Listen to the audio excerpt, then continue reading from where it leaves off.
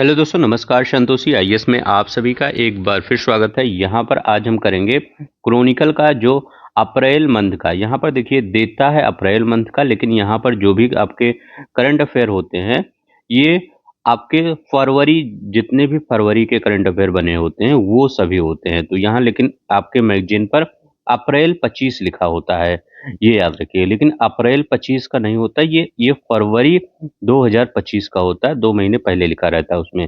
तो यहाँ पर हम क्या करने वाले हैं, यहाँ पर जो उत्तर प्रदेश से मतलब राज्य से जितने भी करंट अफेयर बने होंगे उनको करेंगे। आपको नेशनल करंट अफेयर जितने हैं उनको करेंगे।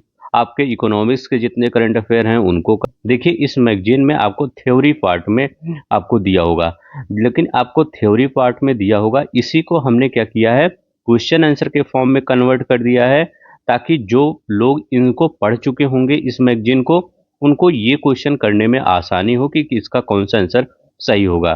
देखिए इसी टाइप के कुछ इस बार क्वेश्चन आपके पूछे जा रहे हैं।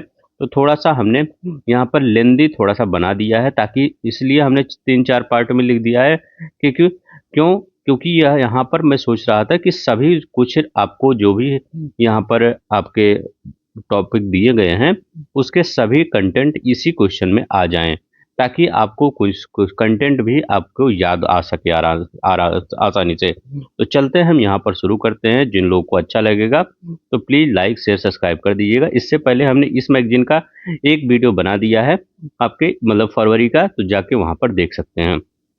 तो चलते हैं हम यहाँ पर देखते हैं। यहाँ पर पहला क्वेश्चन क्या कह रहा है, पहला क्वेश्चन कह रहा है, देखिए यहाँ पर आपको थ्योरी के पार्ट में दिया रहता है, तो इसको क्वेश्चन आंसर के फॉर्म में है, देखते हैं।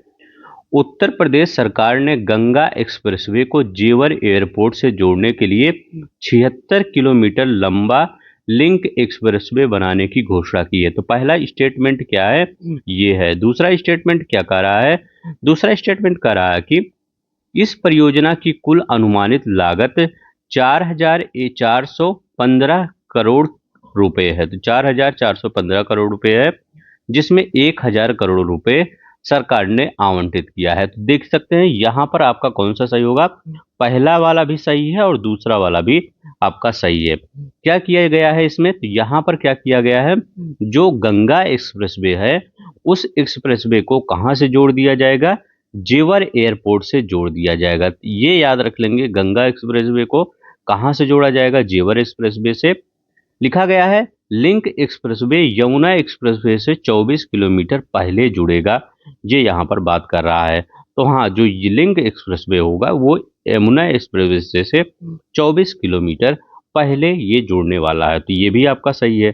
तीसरा कह रहा है इस परियोजना से केवल मेरठ वासियों को लाभ होगा, नहीं, इस परियोजना से आपको बुंदेलखंड एरिया में जो लोग रहते हैं और जो मेरठ में रहते हैं उन दोनों लोगों को लाभ होने वाला है। तो किन किन लोगों को लाभ होने वाला है, सॉरी बुंदेलखंड कह रहे हैं, बुलंदशहर के लोगों को और मेरठ के लोगों को। याद रखेंगे बुलंदशहर, तो बुलंदशहर के लोगों को लाभ होगा और मेरठ के लोगों को इससे लाभ होगा। तो ये तीसरा वाला, चौथा वाला आपका गलत होगा। तो इसके बारे में थोड़ा सा हम पहले बता देते हैं कि गंगा एक्सप्रेसवे के बारे में पहले याद रख लेंगे। अगर गंगा एक्सप्रेसवे की लंबाई पूछे कि कितनी इसकी लंबाई है, तो इसकी लंबाई याद रखेंगे 594 किलोमीटर इसकी लंबाई है। जो लोग इस मैगजीन को पढ़ रहे होंगे उनको आसानी से समझ में आ रहा होगा।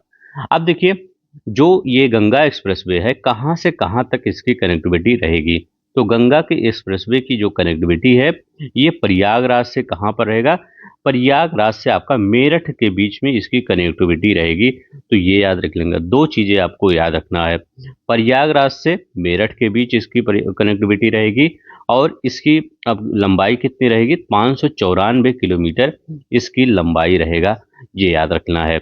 अब देखिए अगर हम जेवर एयरपोर्ट के बारे में बात करते हैं तो इसके बारे में कुछ आपको याद रखना होगा।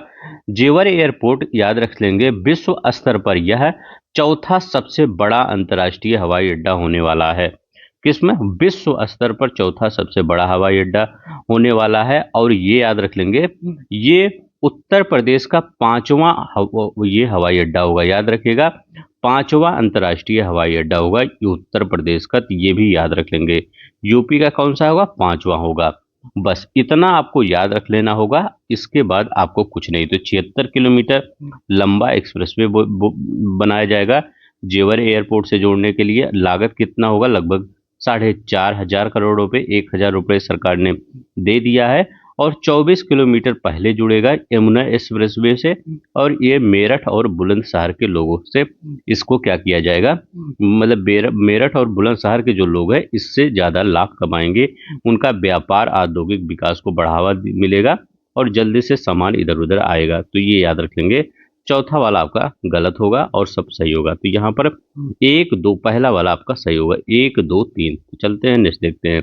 ये आपका जो पहला वाला टॉपिक था, गंगा एक्सप्रेसवे को जेवर एयरपोर्ट से जोड़ा जाएगा, उसके बारे में जितना था हमने बता दिया है।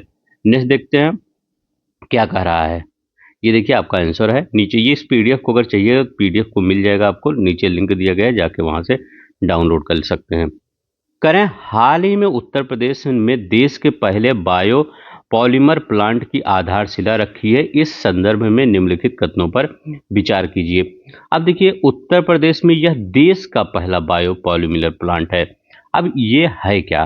तो पहले ये याद रखिएगा यहाँ ये कहाँ पे है, तो इसके बारे में इसके बताते हैं कि, या फिर इसके बाद में बताएंगे है ये कहाँ पे। तो यहाँ पर ये याद रख लेंगे, ये जो बायोपॉलीमर प्लांट है, यह प्लांट लखीमपुर खीरी जिले के कुंभी में स्थापित किया जा रहा है। कहाँ पर स्थापित किया जाएगा? लखीमपुर खीरी के कुंभी जिले में। ये लखीमपुर खीरी जिले के कुंभी में यह स्थापित किया जाएगा, ये याद रखेंगे पहला।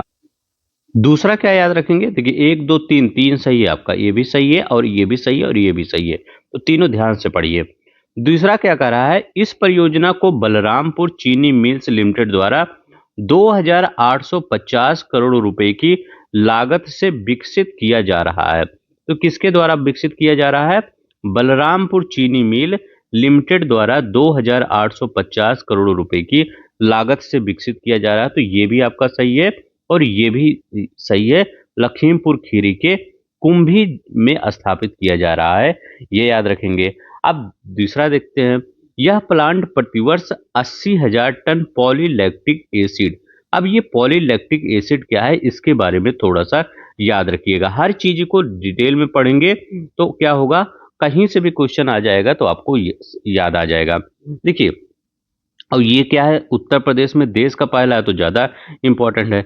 पॉलीलैक्टिक एसिड होता क्या है? देखिए यह एक प्रकार का जो आपका, आप जब देखते होंगे कि आप एक बैग लेते हैं या बोतल से पानी पी लेते हैं, 20 रुपए का 10 रुपए का पानी नहीं मिलता है वो, या बैग आप लेते हैं, कप लेते हैं, तो वो क्या होता है, एक बार जब उसका यूज कर लेते हैं तो वो क्या होता है, वेस्ट के रूप में कभी, मतलब अगर उसको इन्वायरमेंट हमारे धरती पर आ गया तो वो नष्ट नहीं होता, बहुत ही साल लग जाता है नष्ट होने के लिए। लेकिन ये पॉलीलैक्टिक एसिड क्या होता है, इससे क्या बनेगा, ये जो आपका डिस्पोजल बोतल होता है, पानी की बोतल होता है वो बनेगा, जो आपका बैग होता है वो बनेगा, जो आपका कप होता है ये सब बनेगा। तो मतलब जो प्लास्टिक की चीजें होती हैं उसको रिप्लेस करने की कोशिश की जाएगी पॉलीलैक्टिक एसिड की। आप सोचेंगे कि ये क्या, ये हमेशा के लिए, मतलब अगर ये जमीन में जाएगा तो ये नष्ट हो जाएगा? हाँ, ये क्या होगा, ये कितना समय लेता है, तो ये कितना समय लेता है, लगभग 3 से 6 महीने का समय लेता है। कितना समय लेता है? 3 से 6 महीने में ये कहाँ चला जाएगा आपको पता भी नहीं चलेगा। तो इसीलिए क्या कहते हैं, इसको जैव अवक्रमणीय होते हैं।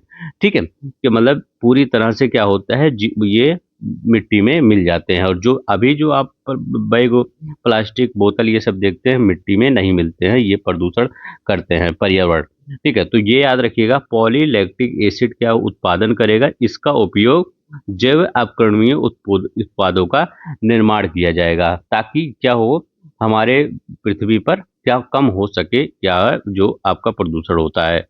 प्लांट पूरी तरह से जीवाश्म ईंधन पर आधारित ऊर्जा का उपयोग करेगा। कह रहा है जो प्लांट होगा पूरी तरह से क्या करेगा, जीवाश्म ईंधन, मतलब आधारित ऊर्जा का उपयोग करेगा। तो देखिए जब ये आपका पॉलीलैक्टिक एसिड बन रहा है तो ये भी पर्यावरण से रिलेटेड ही बन रहा है, तो ये जीवाश्म ईंधन का प्रयोग नहीं किया जाएगा। इसमें नवीकरणीय ऊर्जा का प्रयोग किया जाएगा, जैसे सोलर वाला आपका या पानी वाले से, ये इस सबसे किया जाएगा, ना कि कोयले वाले ऊर्जा। तो ये जो प्लांट बनाया जाएगा। इसमें नवीकरणीय ऊर्जा का उपयोग किया जाएगा और इसमें यह प्लांट प्रतिवर्ष 80,000 टन पॉलीलैक्टिक एसिड का उत्पादन करेगा। याद रख लेंगे ये, जिसका उपयोग क्या करेगा किया जाएगा, बैग कप ये डिस्पोजल बनाने में किया जाएगा। कहाँ पर, लखीमपुर खीरी के कुंभी में। जो लोग लखीमपुर खीरी से होंगे उनको पता होगा कुंभी कहाँ है, वहीं पर एक स्थान है कुंभी, वहीं पर। तो ये किससे के द्वारा बनाया जाएगा, बलरामपुर चीनी मिल के द्वारा इसको बनाया जा रहा है। बस इतना आप याद कर लेंगे, बस हो जाएगा आपका टॉपिक तैयार। तो ये आपका दो टॉपिक हमने बता दिया। एक टॉपिक हमने क्या बताया कि जेवर को गंगा एक्सप्रेसवे से जोड़ा जाएगा। दूसरा टॉपिक क्या था, उत्तर प्रदेश में देश का पहला बायोपॉलीमर प्लांट की आधारशिला लखीमपुर खीरी के कुंभी जिले में स्थापित किया जाएगा और रुपया पैसा यहाँ पर दिया गया है, कितना टन लिया जाएगा ये याद रख लेंगे। तो कौन सा आपका सही होगा, तो ये आपका 1 2 3 सही होगा, सी वाला आंसर सही हो जाएगा, 1 2 3। चलते हैं नेक्स्ट देखते हैं। यहां पर क्या कह रहा है कि करें, हाल ही में लखनऊ में ब्रह्मोस मिसाइल के निर्माण को लेकर महत्वपूर्ण घोषणा की गई है। इस संदर्भ में निम्नलिखित कथनों पर विचार कीजिए। अब देखिए, अगर ब्रह्मोस मिसाइल के संदर्भ में हम देखता है तो कौन कौन सा आपका कथन सही है। पहला कथन यहाँ पर कह रहा है कि लखनऊ में ब्रह्मोस मिसाइल निर्माण परियोजना भारत और रूस संयुक्त सहयोग का हिस्सा है। तो ब्रह्मोस मतलब भारत की ब्रह्मपुत्र नदी और रूस की मॉस्कोवा नदी, उसी से ये ब्रह्मोस बना है मिसाइल। तो याद रखिए सुपरसोनिक मिसाइल है ये। तो ये ब्रह्मोस मिसाइल का निर्माण भारत और रूस की संयुक्त सेना के द्वारा किया जा रहा है, एकदम सही है। ब्रह्मोस मिसाइल को फायर एंड फॉरगेट सिद्धांत पर डिजाइन किया गया है, जिसे लॉन्च करने के बाद किसी मार्गदर्शन की आवश्यकता नहीं होती। आपके मैगजीन में देखेंगे यही एकदम ऐसे ही आपको स्टेटमेंट दिया है, वही हमने किस में कन्वर्ट कर दिया है, सिर्फ आपको स्टेटमेंट में कन्वर्ट कर दिया है। तो ये क्या है आपका, तो फायर एंड फॉरगेट के सिद्धांत पर क्या करती है, जिसको जब लॉन्च किया जाता है तो किसी इसके मार्गदर्शन की आवश्यकता नहीं होती। तो एकदम एकदम सही है। तीसरा करें, ब्रह्मोस मिसाइल की अधिकतम गति 5 मैक होती है। मतलब जो भी सुपरसोनिक मिसाइल होती है हाइपरसोनिक, इसको मैक में नापते हैं। तो कह रहे हैं गति 5 मैक होती है और इसकी सीमा कह रहे हैं 500 किलोमीटर होती है। तो ये गलत है। इसकी जो अब गति है, ये इसकी गति कितनी है, 2.8 मैक है। ये याद रखेंगे 2.8 मैक है। अब ये इसकी गति कितनी, स्पीड कितनी है, तो 290 किलोमीटर। याद रखें 290 किलोमीटर इसकी स्पीड है। तो 290 याद रख लेंगे और 2.8। यह परियोजना उत्तर प्रदेश के लक्ष्य मतलब रक्षा गलियारे का हिस्सा है, जो भारत की आत्मनिर्भरता को बढ़ाने के उद्देश्य से शुरू की गई है। तो ये भी सही है। तो 1 2 3 सही है और आपका मतलब 1 2 4 सही है, तीसरा वाला आपका गलत है। तो कौन सा सही होगा, सी वाला, 1 2 और 4 सही है। देखिए अभी एक क्वेश्चन और आपके बन सकता है कि जो ये आपका ब्रह्मोस मिसाइल है, किन किन देशों ने इसको, या मेंस में लिख सकते हैं तो किन किन ब्रह्मोस की मिसाइल, अगर रक्षा के बारे में आया तो लिख सकते हैं कि किन किन देशों ने इच्छा जताई है कि हमें ब्रह्मोस मिसाइल चाहिए, और भारत ने कई देशों को दे भी दिया है। तो इसमें कौन कौन से देश हैं, तो याद रख लेंगे। इसमें आपका वियतनाम है, आपका संयुक्त अरब अमीरात है, इंडोनेशिया है और आपका फिलीपींस है शायद। तो इन सब ने क्या किया है, ये इस ब्रह्मोस मिसाइल से काफी प्रभावित हुए हैं और ये भी खरीदने की बात करते हैं, ठीक है, भारत से। तो 1 2 4 आपका सही हो जाएगा, ये याद रख लेंगे। नेक्स्ट देखते हैं कौन सा सही होगा। क्वेश्चन यहाँ पर ये कह रहा है कि क्वेश्चन कि हाल ही में कतर्निया घाट वन्यजीव अभयारण्य में एक नर हाथी की मृत्यु हुई है। इस संबंध में निम्नलिखित कथनों पर विचार कीजिए। अब ये नर हाथी की मृत्यु कहाँ हुई है, कतर्निया घाट वन्यजीव अभयारण्य में। अब पहला स्टेटमेंट क्या कह रहा है कि कतर्निया घाट वन्यजीव अभयारण्य उत्तर प्रदेश के बहराइच जिले और भारत नेपाल की सीमा पर स्थित है। क्या यह भारत के मतलब उत्तर प्रदेश के बहराइच जिले में है कतर्निया घाट एक्सप्रेस, वो सॉरी वो वन्यजीव अभयारण्य, या और भारत नेपाल की सीमा पर स्थित है। तो हाँ एकदम आपका सही है। ये कहाँ पर है, ये उत्तर प्रदेश के बहराइच जिले में है और भारत नेपाल की सीमा पर स्थित है। तो पहला वाला आपका सही हो जाएगा, एकदम सही है। दूसरा कह रहा है यह अभयारण्य 1975 में स्थापित किया गया था और 1987 में प्रोजेक्ट टाइगर में शामिल कर लिया गया था। तो मतलब इस अभ्यारण्य को 1975 में स्थापित किया गया था और 1987 में क्या किया गया था, प्रोजेक्ट टाइगर में शामिल कर लिया गया। तो एकदम ये भी सही है। करें तीसरा वाला क्या करें, अभ्यारण्य का क्षेत्रफल 400.6 वर्ग किलोमीटर है, यह दुधवा टाइगर रिजर्व का हिस्सा है। करें यह दुधवा टाइगर रिजर्व का हिस्सा है और इसका क्षेत्रफल 406 मतलब 400.6 वर्ग किलोमीटर है। तो क्या ये आपका सही है? तो हाँ, ये भी पूरी तरह से आपका सही है।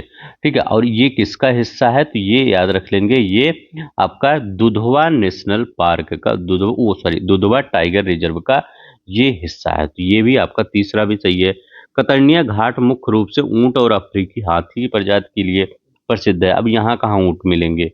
तो तराई वाला क्षेत्र है, तो यहाँ पर ऊंट नहीं, आपको हिरण मिलेंगे, जंगली सुअर मिलेंगे, हाथी, तेंदुआ, ये सब मिलेंगे। ठीक है, तो यहाँ पर ऊंट नहीं मिलेंगे। तो चौथा वाला आपका गलत है। तो 1, 2 आपका 3 ए वाला सही हो जाएगा। तो यहाँ पर आपको क्या याद रखना है कि कतर्निया घाट को कब स्थापित किया गया था? 1975 में, 1987 में प्रोजेक्ट टाइगर में शामिल किया गया था।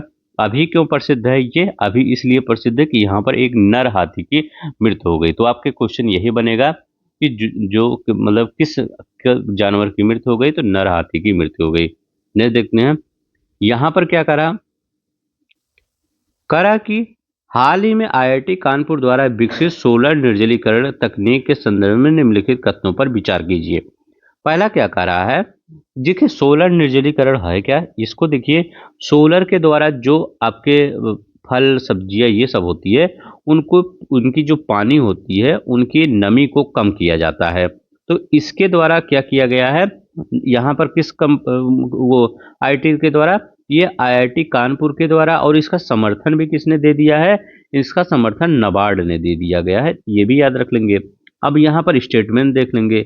इस तकनीक का मुख्य उद्देश्य किसानों की आय बढ़ाना और फसल की बर्बादी को कम करना। हाँ, जब पानी उसमें नहीं रहेगा तो वो खराब कम होगा जल्दी। सोलर निर्जलीकरण तकनीक सौर ऊर्जा का उपयोग करके फलों और सब्जियों को सुखाने में मदद करता है। तो ये भी आपका सही है। यह तकनीक पारंपरिक ऊर्जा स्रोतों पर निर्भरता बढ़ाती है। तो ये गलत है। कहाँ से पारंपरिक आएगा? जब सौर ऊर्जा आ गया तो पारंपरिक कहाँ आ जाएगा? यह पर्यावरण को हानि पहुंचाती है, तो गलत हो गया। आईआईटी कानपुर ने इस तकनीक की शुरुआत 14 फरवरी 2025 को की। तो ये भी आपका सही है। तो इसमें सिर्फ इतना याद रखना है कि आईआईटी कानपुर में सोलर निर्जलीकरण तकनीक विकसित की है, टेक्नोलॉजी विकसित की है। तो कौन सा सही होगा? 1, 2, 4 यहाँ पर सही होगा। तो ये कहाँ होगा? 1, 2, 4 बी वाला आंसर सही हो जाएगा। नेक्स्ट देखते हैं, यहाँ क्या कह रहा है कि हाल ही में Uttar Pradesh defence industrial corridor के तहत रडार निर्माण फैक्ट्री स्थापित करने की घोषणा की है। इस संदर्भ में सही कथनों पर विचार कीजिए। तो यहाँ पर कौन सा कथन सही है? 1, 2, 3 सही है, और तीनों कथन आप ध्यान से यहाँ पर पढ़ेंगे। तो कौन कौन से कथन देखते हैं। पहला कथन कह रहा है, यह फैक्ट्री आगरा लखनऊ एक्सप्रेसवे के निकट बिझमई गांव में स्थापित किया जाएगा। तो बिझमई गांव में स्थापित किया जाएगा। कौन क्या स्थापित किया जाएगा? डिफेंस इंडस्ट्रियल कॉरिडोर के तहत रडार निर्माण फैक्ट्री स्थापित किया जाएगा। क्या रडार जो होता है ना, ये रडार लगाया जाता है शिप पे हर जगह, या किसी अस्त्र शस्त्र पर नहीं लगाया जाता, ड्रोन में लगाया जाता है। तो ये क्या किया जाएगा? बिझमई गांव में, लखनऊ आगरा एक्सप्रेसवे के निकट बिझमई गांव में स्थापित किया जाएगा। पहला ये। भारत हैवी इलेक्ट्रिक लिमिटेड इस रडार निर्माण फैक्ट्री की स्थापना कर रही है। तो हाँ, Bharat heavy electric limited well इसी के द्वारा निर्माण किया जाएगा। डिफेंस इंडस्ट्रियल कॉरिडोर का मुख्य उद्देश्य भारत के रक्षा उत्पादन पर आत्मनिर्भर बनाना है। तीसरा भी सही है। इस परियोजना में विदेशी कंपनियों द्वारा संपूर्ण निवेश किया जा रहा है। तो ये आपका गलत है। जब यहाँ पर भारत रक्षा उत्पादन पर निर्भरता, तो विदेशी कहाँ से आ जाएंगे? तो चौथा वाला गलत है। तो यहाँ पर कौन सा? सी वाला। यहाँ पर मेरा सिर्फ एक ही फोकस है कि आप स्टेटमेंट के तहत हर चीज को याद कर सके। देखिए, अब डिफेंस रडार आपको पता चल गया कि भेल निर्माण कर रहा है कहाँ पे? आगरा और लखनऊ एक्सप्रेसवे के निकट। बस इतना ही आपको याद करना, ज्यादा नहीं याद करना। यहाँ पर क्या कह रहा है कि प्रधानमंत्री किसान सम्मान निधि पीएम किसान योजना के तहत 19वीं किस्त के संबंध में निम्नलिखित कथनों पर विचार कीजिए। ये बिहार करंट अफेयर है। तो यहाँ पर याद रख लेंगे, 24 फरवरी 2025 को प्रधानमंत्री नरेंद्र मोदी ने बिहार के भागलपुर से 19वीं किस्त जारी किया, तो एकदम सही है, प्रधानमंत्री ने 19वीं किस्त जारी किया। दूसरा करें, इस किस्त के तहत 9.8 करोड़ से अधिक किसानों को लाभ मिला, जो 2.41 करोड़ महिला किसान इसमें शामिल थी। तो हाँ, महिला किसान भी शामिल थी। पीएम किसान योजना के तहत किसानों को हर 4 महीने में 3,000 रुपये, देखिए हर 4 महीने में 3,000 रुपये नहीं मिलता है, तो ये कितना मिलता है, 2,000 रुपये मिलता है। तो याद रखिएगा, हर साल कितना रुपए मिलता है, हर साल मिलता है 6,000 रुपये। ये कैसे होता है, देखिए 12 महीने होते हैं, ये देखिए 12 महीने में क्या होता है, पीएम किसान सम्मान निधि याद रख लीजिएगा, ये बहुत लोग को मिलता होगा। जैसे जो जिनकी बैकग्राउंड अच्छा होगा वो नहीं लेते होंगे, जिनका बैकग्राउंड उतना सही नहीं होगा सरकार की तरफ से, वो हेल्प मिलती है। तो याद रखिए पीएम किसान सम्मान निधि। अब यहाँ पर क्या होता है, 12 महीने को 4-4 महीने में डिवाइड कर लिया जाता है। 4 मंथ यहाँ में हो जाता है, 4 मंथ यहाँ हो जाता है, 4 मंथ यहाँ हो जाता है। इसी 4 मंथ में 2,000 रुपये एक बार मिलेगा, फिर 2,000 एक बार मिलेगा, फिर 2,000 एक बार मिलेगा। सब टोटल कितना हो गया, 6,000 रुपये मिल गया। यही 6,000 रुपये हर चौथे महीने मिलता है, यहाँ दिया जाता है, सभी किसान भाइयों के खाते में आ जाता है। कितना, 2-2 हज़ार रुपये ये आता है, तो ये याद रख लेंगे। पीएम किसान योजना के तहत हर 4 महीने में 2,000 रुपये आता है, तो ये वाला आपका तीसरा गलत है।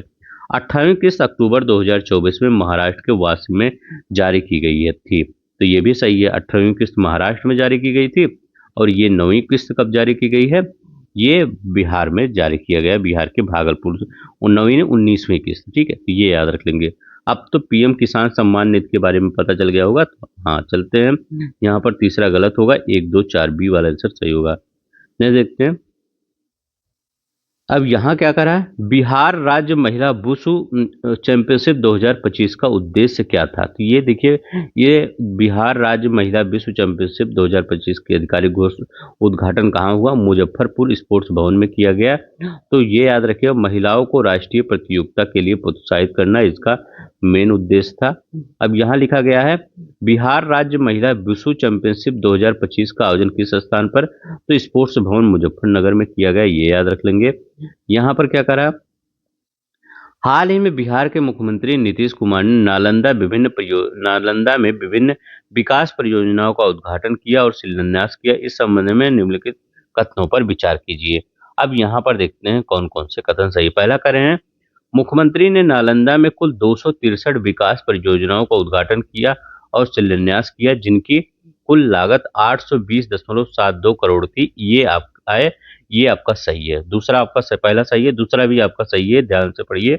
नानंद गांव में अमृत सरोवर योजना के तहत एक तालाब, एक पार्क और एक वातानुकूलित डिजिटल लाइब्रेरी का उद्घाटन किया जाएगा, तो ये भी आपका सही है।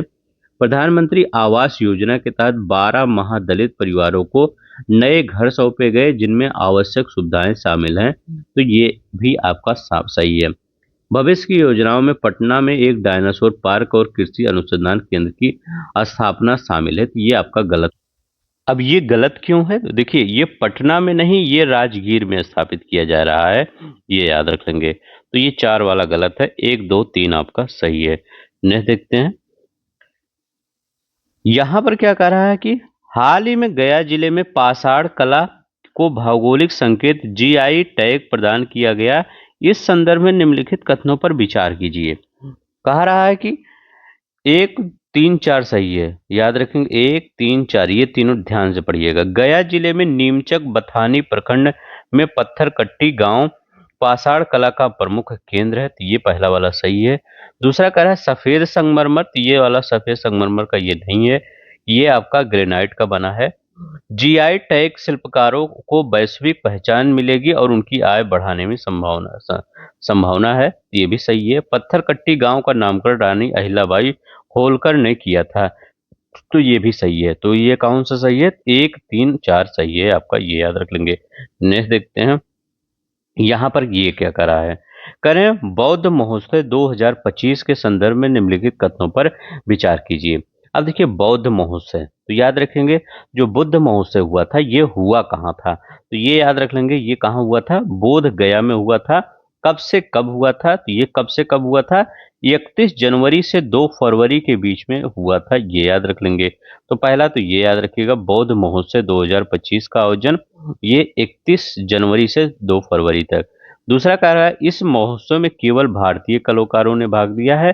भारतीय कलाकारों ने नहीं है, यहाँ पर कई देशों के कलाकारों ने भाग लिया है। जैसे आप कह सकते हैं यहाँ पर आपका श्रीलंका के, नेपाल, भूटान, जापान, चीन, थाईलैंड, म्यांमार जैसे श्रद्धालु और पर्यटक यहाँ पर भाग लेते हैं। और यहाँ पर कलाकार, मतलब यहाँ तो पर्यटक ये भाग लेते हैं, लेकिन अगर कलाकार की बात करें तो कलाकार में कहाँ कौन से कलाकार हैं? तो 6 देशों के कलाकार ने यहाँ पर भाग लिया है। ठीक है, जिसमें इंडोनेशिया, लाओस, जापान, मतलब जो बुद्धिस्ट देश हैं वहाँ पर के लोगों ने यहाँ पर कलाकारी दिखाई है। तीसरा क्या है? कार्यक्रम के तहत महाबोधि सम्मेलन केंद्र में एक बौद्ध फिल्म महोत्सव भी आयोजित किया गया है, तो ये भी सही है। क्या यह वार्षिक महोत्सव पहली बार 1998 में शुरू किया गया था? तो कब शुरू किया गया था? पहली बार 1998 में शुरू किया गया था, तो ये भी सही है। तो चौथा वाला सही है। तो सिर्फ इतना याद रखिएगा, बौद्ध महोत्सव 2025 कहाँ हुआ है? तो ये कहाँ हुआ है? बोध गया में हुआ है, 31 जनवरी से 2 फरवरी। ठीक है, तो ये पहली बार 1998 में। तो ये कौन सा आपका सही हो जाएगा? यहाँ पर 1 3 4, एक आपका 3 4 सही हो जाएगा। तो यहाँ पर 1 3। नेक्स्ट देखते हैं, यहाँ पर क्या कह रहा है? कह रहा है कि हाल ही में 18वें राष्ट्रीय खेल 2025 में बिहार ने स्वर्ण पदक जीता, इस संदर्भ में कथन सही बताइए। तो कौन सा सही हो जाएगा? सभी कुछ सही है। कह रहा है, देखिए ध्यान से पढ़िएगा, कहने बिहार की महिला खिलाड़ियों ने ट्रिपल महिला और लॉन बॉल इवेंट में स्वर्ण पदक जीता, सही है। इस इवेंट में बिहार ने पश्चिम बंगाल को 15-14 से अंतर से हराकर स्वर्ण पदक जीता था, तो हाँ सही है। बिहार में कुल 12 पदक जीते, जिसमें 1 स्वर्ण था, 6 रजत था और 5 कांस्य था। तो ये क्योंकि बिहार जानते हैं 25 साल बाद राष्ट्रीय खेलों में स्वर्ण पदक जीता है, तो इसलिए इंपॉर्टेंट हो जाता है। बिहार के करंट अफेयर के लिए इंपॉर्टेंट है। 18वें राष्ट्रीय खेलों का आयोजन उत्तराखंड में 28 जनवरी 2025 से 14 फरवरी 2025 तक किया गया। तो ये पूछ सकता है कि आपका जो वो राष्ट्रीय खेल है 18वां, ये कौन सा राष्ट्रीय खेल है? 18वें नंबर का राष्ट्रीय खेल है। पहला तो ये क्वेश्चन वो बन गया। दूसरा क्वेश्चन ये बन सकता है कि वो ये कहाँ आयोजन किया गया? तो उत्तराखंड में इसका आयोजन किया गया। तीसरा क्या? 28 जनवरी से 14 फरवरी के बीच में इसका आयोजन किया गया। तो ये सब आपको करंट अफेयर याद करना है। देखिए यहाँ पर इसीलिए मैंने कई स्टेटमेंट लिया है ताकि बहुत से चीजें आपको याद हो जाए। तो कौन सा 1 2 3 4, अगर आपको पसंद आ रहा होगा तो प्लीज लाइक शेयर कर दीजिएगा, क्योंकि ये सब बनाने में थोड़ा सा हमको समय लगता है। आप सपोर्ट करेंगे तो आपके लिए ऐसे ही कंटेंट आते रहेंगे। करें, केंद्रीय बजट 2025-26 में बिहार के लिए किए गए प्रावधानों के विषय में निम्नलिखित तथ्यों पर विचार कीजिए। पहला कार्य है, मखाना के उत्पादन, प्रसंस्करण और विपणन को बढ़ावा देने के लिए मखाना बोर्ड की स्थापना की जाएगी। कहां पर? ये 2025-26 में जो बिहार के लिए बजट में क्या क्या आया था ये बताया जा रहा है। तो मखाना बोर्ड की स्थापना किया जाएगा। कहां पर किया जाएगा? ये बिहार में किया जाएगा। तो याद के बिहार में मखाना बोर्ड की स्थापना किया जाएगा। अब देखिए, आप ये क्वेश्चन एक और बन सकता है कि देखिए, क्योंकि अभी प्रधानमंत्री मोदी जी ने किसी कार्यक्रम में मैं सुन रहा था, उन्होंने कहा था कि बिहार कितना, लगभग उन्होंने 90% बोला था कि 90% क्या मखाना का वो जो भी आपका मखाना का योगदान देता है बिहार देता है। तो लेकिन यहाँ पर आपके मैगजीन में 80% लिखा गया है। तो 80 और 90 याद रख लेंगे। बिहार जो भी आपका उत्पादन होता है मखाना का कुल, उसमें 80 से 90% योगदान देता है। कौन सा? आपका बिहार। अब यहाँ पर ये क्वेश्चन बन सकता है कि बिहार को जो ये क्या जीआई टैग कब मिला? बिहार को नहीं, मतलब बिहार के मखाना को जीआई टैग कब मिला था? तो बिहार के मखाना को जीआई टैग कब मिला है? तो बिहार के मखाना को जीआई टैग 2022 में मिला है। तो याद रखिएगा, बिहार मिथिला मखाना को। ठीक है, तो मिथिला मखाना को जीआई टैग कब मिला? ये 2022 में मिला। तो इतना याद रख लीजिएगा। तो ये आपके बजट से रिलेटेड था। अब देखिए यहाँ पर क्या कर रहा है, बिहार में पटना हवाई अड्डे की क्षमता का विस्तार किया जाएगा और बिहटा में ब्राउन फील्ड हवाई अड्डे का विकास किया जाएगा। कहाँ पर किया जाएगा? बिहटा में ब्राउन फील्ड हवाई अड्डे का विस्तार किया जाएगा। यहाँ पर तीसरा कह रहा है बिहार को राष्ट्रीय खाद्य प्रौद्योगिकी प्रबंधन संस्थान की स्थापना किया जाएगा। कहाँ पर स्थापना किया जाएगा? बिहार में किया जाएगा। राष्ट्रीय खाद्य प्रौद्योगिकी उद्यमिता और प्रबंधन संस्थान की स्थापना किया जाएगा। अब इसके बाद यहाँ पर देखते हैं क्या कह रहा है कि करें मिथिला मखाना को 2025 में जीआई टैग प्राप्त हुआ था। क्या मिथिला मखाना को 2025 में जीआई टैग प्राप्त हुआ था? तो अभी हमने कहा कि 2022 में ये इसको क्या किया गया था? जीआई टैग प्रदान हुआ था। तो ये तो आपका गलत हो जाएगा चौथा वाला। यहाँ पर चौथा वाला क्या है? गलत है और आपका सब सही है। तो पहला दूसरा वाला भी सही है, ये भी सही है। तो यहाँ पर 1 2 3 सही है, चौथा वाला गलत है। तो 1 2 3 आपका सही हो जाएगा। चलते हैं अब हम नेक्स्ट देखते हैं। नेक्स्ट क्या कह रहा है? यहाँ क्या कह रहा है? कह रहा हाल ही में राजस्थान सरकार द्वारा विधानसभा में पेश किए गए गैर कानूनी धर्म परिवर्तन पर रोक लगाने के लिए विधेयक के संबंध में निम्नलिखित कथनों पर विचार कीजिए। तो एक तीन और चार बढ़िया से पढ़ लीजिए, यही सही है। करें विधेयक में गैर कानूनी रूपांतरण से बल प्रलोभन धोखाधड़ी विवाह के माध्यम से प्रेरित धर्म परिवर्तन के रूप में परिभाषित किया गया है। और दूसरा तो गलत है। करें यदि गैर कानूनी रूपांतरण में नाबालिग महिलाएं अनुसूचित जाति जनजाति के व्यक्ति लक्षित होते हैं तो कड़ी सजा का प्रावधान है। तो ये भी सही है। स्वैच्छिक धर्म परिवर्तन के लिए जिला मजिस्ट्रेट को पूर्व सूचना और अनिवार्य उपस्थित आवश्यक है। तो ये याद रख लेंगे। ये कौन सा सही हो जाएगा? 1 3 4 सही हो जाएगा, ए वाला। नेक्स्ट देखते हैं। रहा है यहाँ पर 16 नंबर का क्वेश्चन। हाल ही में झारखंड में सरना धर्म कोड की मांग के संदर्भ में निम्नलिखित पर विचार कीजिए। जो सरना धर्म कोड है इसकी मांग की गई है। कहां पर की गई है? झारखंड में। तो ये कह रहे हैं कि सरना धर्म मुख्य रूप से प्रकृति पूजक है जिसे भारत के कई जनजातीय समुदाय अपनाते हैं। तो ये जो भारत के जनजातीय समुदाय हैं ये मनाते हैं, वो अपना लेते हैं।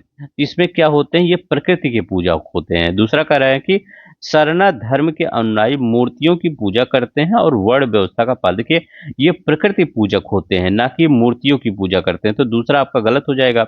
ये क्या होते हैं? प्रकृति के पूजक होते हैं। अच्छा, ये सरना पाई कहाँ जाती है? तो झारखंड, उड़ीसा, छत्तीसगढ़, पश्चिम बंगाल, यहीं पर सरना पाई जाती है। सरना धर्म का त्योहार, प्रमुख त्योहार सरहुल है। बहुत बार आप जीके में पढ़े होंगे कि सरहुल त्योहार। तो सरना का प्रमुख त्योहार क्या है? सरहुल त्योहार है, ये याद रखिएगा। अब देखिए यहाँ पर क्या है, जो नए साल में पेड़ों में फूल लगाने का प्रतीक है। तो मतलब जो नए साल में पेड़ों में जो फूल लगता है, इसीलिए ये सरहुल त्योहार मनाया जाता है। 2011 की जनगणना में 4.9 लाख लोगों ने अन्य कॉलम में, जो एक कॉलम आता है अन्य का कॉलम, अदर कॉलम, उसमें अपना धर्म सरना अंकित किया था। तो ये वाला भी सही है। तो यहाँ पर मूर्ति पूजा नहीं, ये प्रकृति पूजा के होते हैं। तो यहाँ पर कौन सा हो जाएगा? 2 तो हट ही जाएगा आपका, यहाँ से भी हट जाएगा, यहाँ से भी, यहाँ से, पहला वाला सही हो जाएगा। नेक्स्ट देखते हैं। कह रहे हैं यहाँ पर क्या कह रहे हैं कि हाल ही में झारखंड के पहले रामसर स्थल के रूप में मान्यता प्राप्त हुई है उधवा झील के संदर्भ में निम्नलिखित कथनों पर विचार कीजिए। तो पहले आपको यही याद रखना होगा कि झारखंड में क्या किया गया है? उधवा झील को क्या किया गया है? रामसर स्थल को मान्यता प्राप्त कर दी गई है रामसर स्थल के रूप में। जो पहली है ये भी याद रख लेंगे, क्या है? जो पहली है अपने आप में। अब देखिए कौन कौन से यहाँ पर क्या है, कौन कौन से आपके करंट यहाँ मतलब जो स्टेटमेंट सही है। तो पहला स्टेटमेंट क्या कह रहा है? दुध उधवा झील झारखंड के साहेबगंज जिले में स्थित है।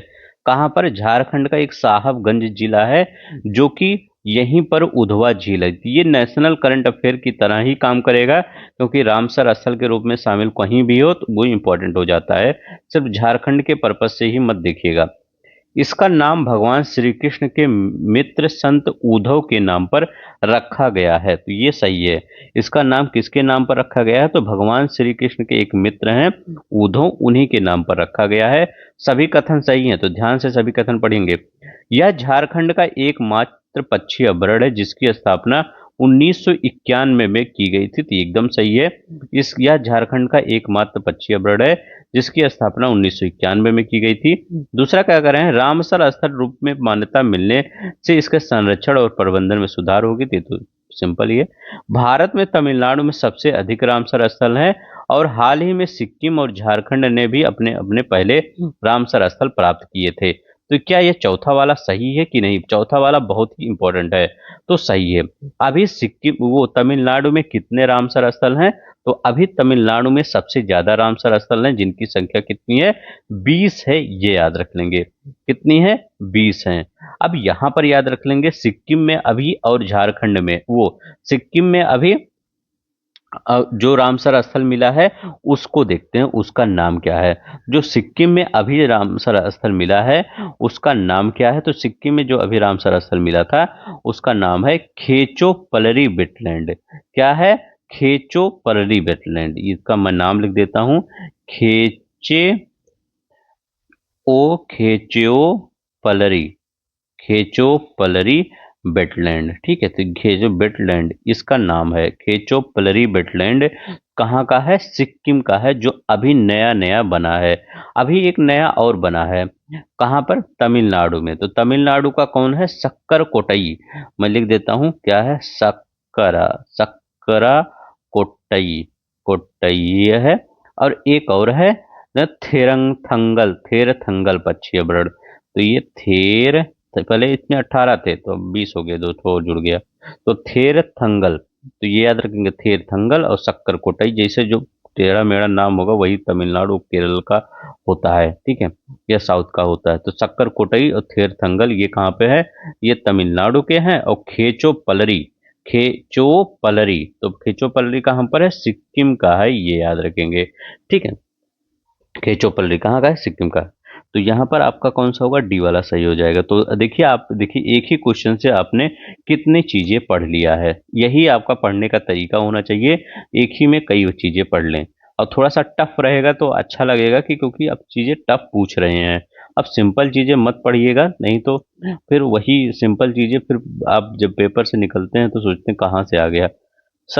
27वीं पश्चिमी क्षेत्रीय परिषद वेस्टर्न जोनल काउंसिल बैठक के संबंध में निम्नलिखित कथनों पर विचार कीजिए। कह रहे हैं कि यह बैठक 18 फरवरी 2025 को महाराष्ट्र के पुणे में आयोजित की गई। दूसरा कह रहे हैं इस बैठक की अध्यक्षता भारत के केंद्रीय गृह मंत्री ने किया था। कह रहे हैं इसमें महाराष्ट्र, गुजरात, गोवा के मुख्यमंत्री शामिल हुए थे। तो अब ये देखिए, जो आपका ये बैठक है ये कहाँ किया गया था? तो 18 फरवरी 2025 सही है।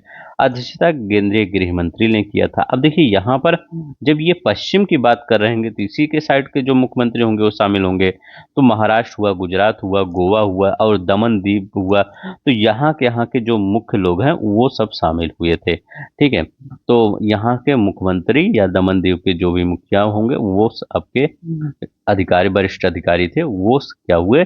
ये शामिल हुए थे। अब देखिए थोड़ा सा क्षेत्रीय परिषद का इतिहास देख लेते हैं, क्योंकि यहाँ से क्वेश्चन आपके बन सकता है कि ये जो क्षेत्रीय परिषद है इसका फॉर्म कब हुआ, अब कब आया, ये देख लेते हैं। देखिए, जो यहाँ पर क्षेत्रीय परिषद है इसका जो गठन है ये कब किया गया?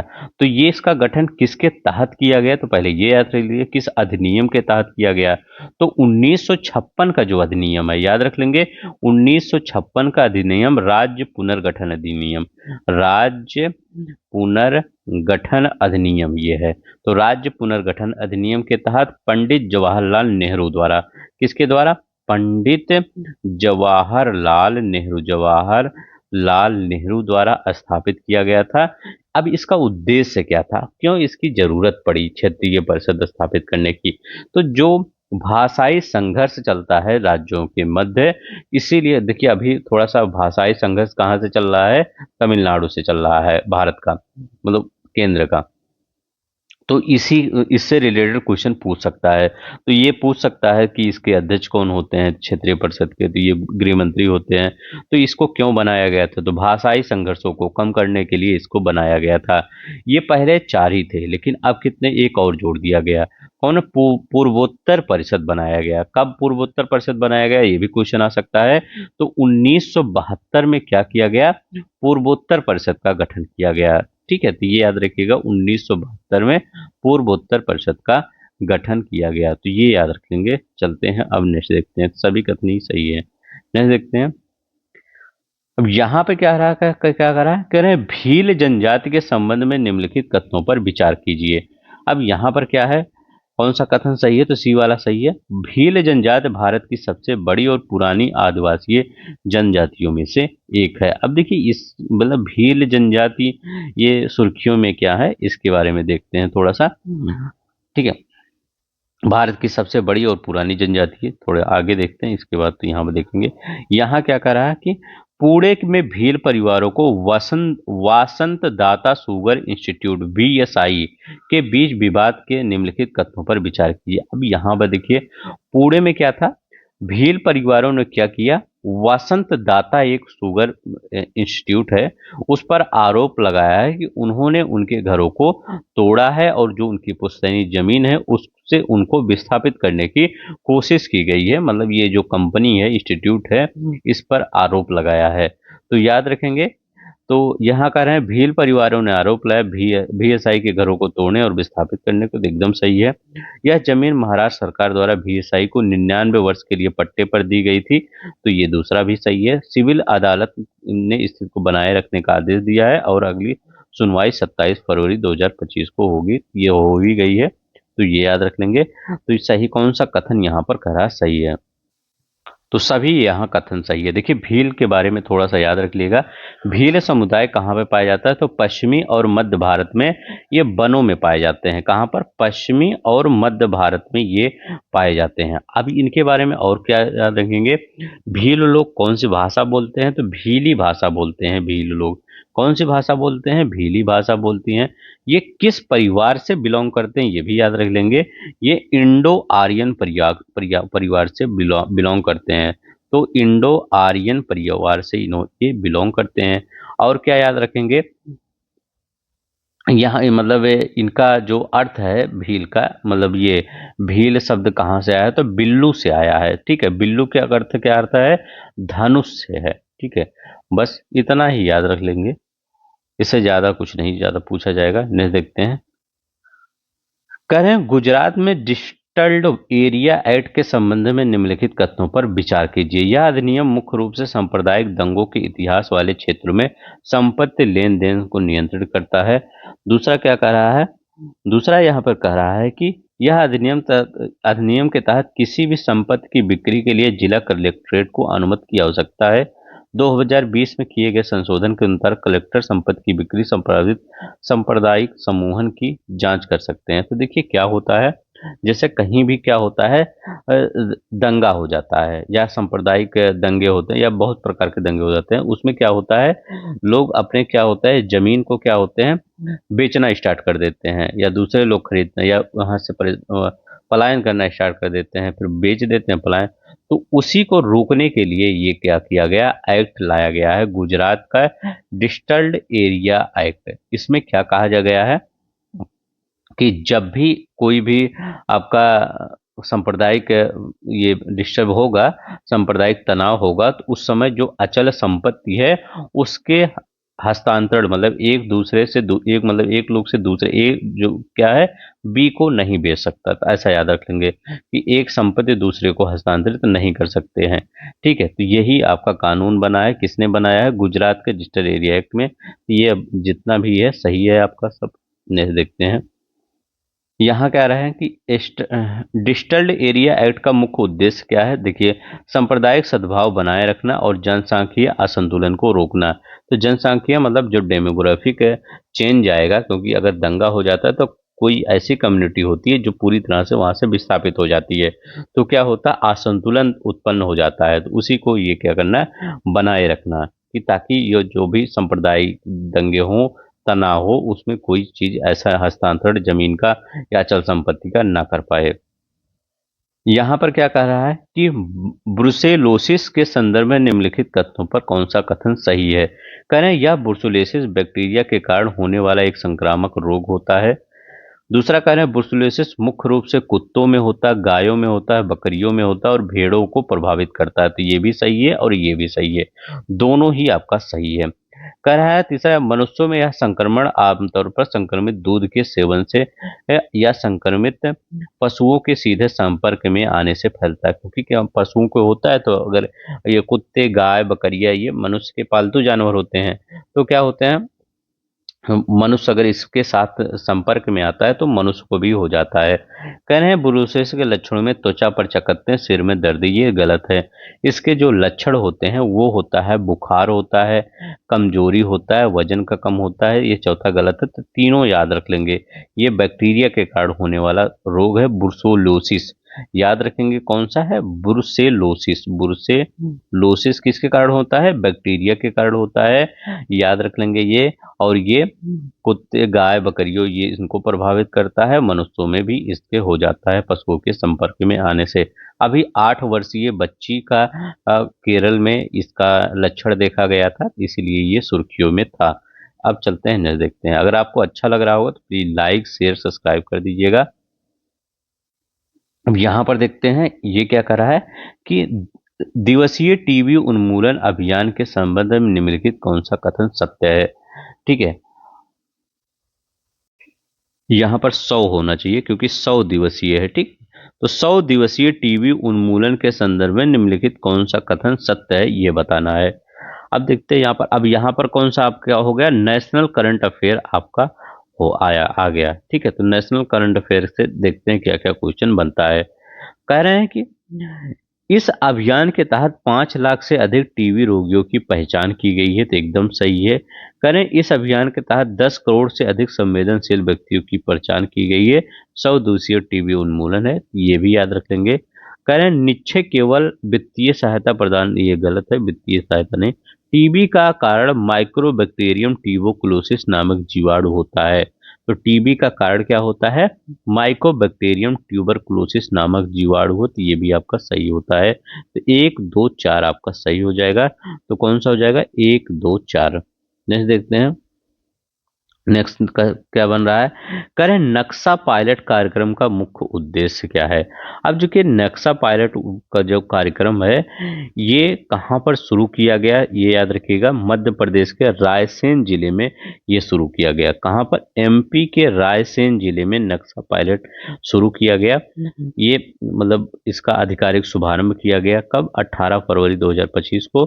अब देखिए ये क्या होता है, 26 राज्यों और 3 केंद्र शासित प्रदेशों में के 152 शहरी स्थानीय निकायों में ये कवर करता है, मतलब शहरी क्षेत्रों में ये कवर करता है। ये क्या कह रहा है, इसका उद्देश्य क्या है, शहरी भूमि सर्वेक्षण प्रक्रियाओं को आधुनिक बनाना। जो शहर शहर में भूमि सर्वेक्षण की प्रक्रिया होती है उसको क्या होता है, आधुनिक बनाना। नक्शा पायलट कार्यक्रम है, ये लॉन्च कहाँ से किया गया है, ये रायसेन जिले में लॉन्च किया गया, इसका शुभारंभ किया गया है। नेक्स्ट देखते हैं यहाँ पर क्या कहा है।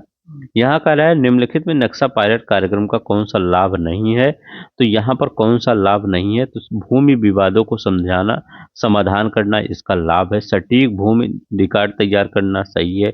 शहरी योजना प्रबंधों में सुधार करना सही है। जलवायु परिवर्तन को कम करना इसका कोई मतलब नहीं है। नहीं देखते हैं यहाँ पे क्या करा है।